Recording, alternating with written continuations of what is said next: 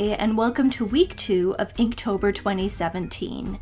Every week in October, I'm choosing a different theme and making art every single day. This week, the theme is Hallowe'en Queens, mostly because I wanted to draw some spooky ladies. For day 8, I was inspired by the story of the girl with the ribbon.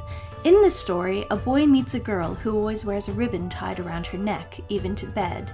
He marries her, and even then she won't say why she wears the ribbon, but tells him one day she will. They grow old together, and the day finally comes. She tells him she will finally take off the ribbon. So he unties it, and her head promptly rolls to the floor, having been held on by ribbon the whole time. I don't know if the girl in the story is intended to be a ghost or not, but that's always the vibe I get. I mean, humans can't usually survive decapitation, and neither can zombies or vampires for that matter, so I don't think she's supposed to be either of those. Maybe I'm overthinking it. If you've ever heard the story, let me know what you think down below in the comments. Also, I'd love to hear any of your favorite ghost stories or creepypastas. Obviously, I live for that sort of thing. I actually really love this piece, and I'd love to redo the inks on paper and paint it with watercolors because I think it would turn out really cool. This one was kind of tricky for me though because I don't draw people with shut eyes very often, and it's one of those things you'd think would be easy, but dang, I just couldn't wrap my head around it for some reason. So if you find her eyes the weirdest part, that's why. I'm sorry, I tried.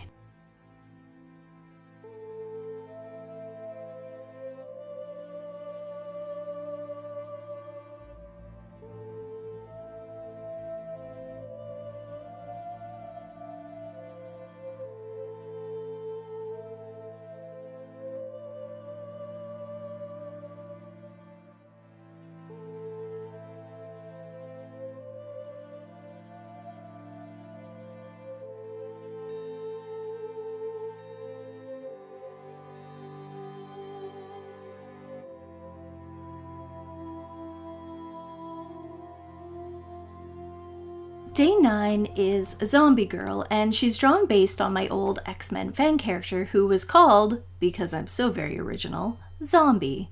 I can't remember what her powers were, which I think I mentioned in an old sketchbook video showing my old art, but she had this sewn together appearance, so maybe the strings were her secret weapon? I don't know. She's also partially inspired by Laura from American Gods, which ended up being one of my favorite shows so far in 2017. And Laura ended up being a character I didn't care for in the book, but the TV show has her really fleshed out. Get it? Fleshed? Because she's a zombie? I'll stop. This one was fairly easy to draw since it's a simple portrait. And yes, a bunch of portraits this week is technically easy for me since that's what I usually draw, but I wanted to feel passionate about making art every day. Since I've done NaNoWriMo for so long, I know that the second week of a monthly challenge is usually when things start to go off the rails. I mean, novels are a very different beast from art, but I thought applying my nano expertise to Inktober might help me push through all 31 days. Day 10 is a girl with bat wings, inspired by Morgan or Lilith from the Darkstalkers video game. There isn't too much to say about this one. I wanted the wings to feel really dramatic, but I'm not sure these inks really show that. I regret not making them more detailed, though I do like the way I decided to attach them to her body. It feels vaguely like a sister piece to the evil fairy I did last week.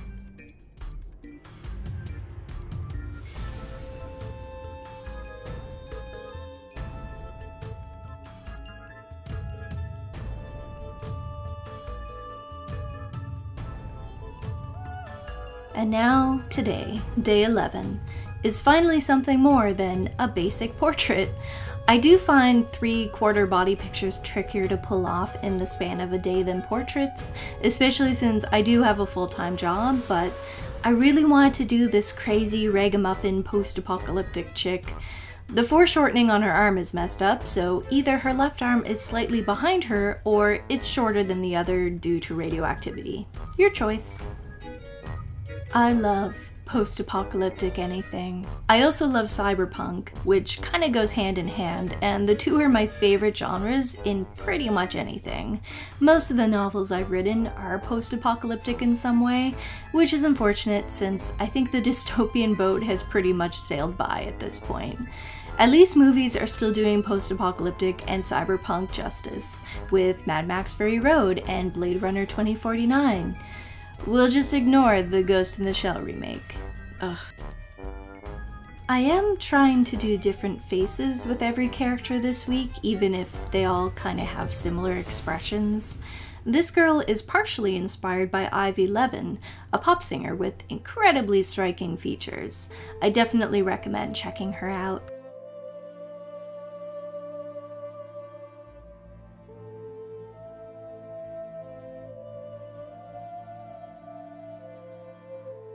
So these are the first 4 art pieces of Inktober 2017 Week 2. If you enjoyed this video, please subscribe and give me a like. It really helps me out and I greatly appreciate it. If you want to talk about anything spooky, please feel free to reach out to me on my social medias, linked in the description box, or comment down below. I'm a huge horror geek, in case my Inktober journey so far hasn't been an indication. Thank you so much for watching, and I'll see you Saturday for another video. Bye!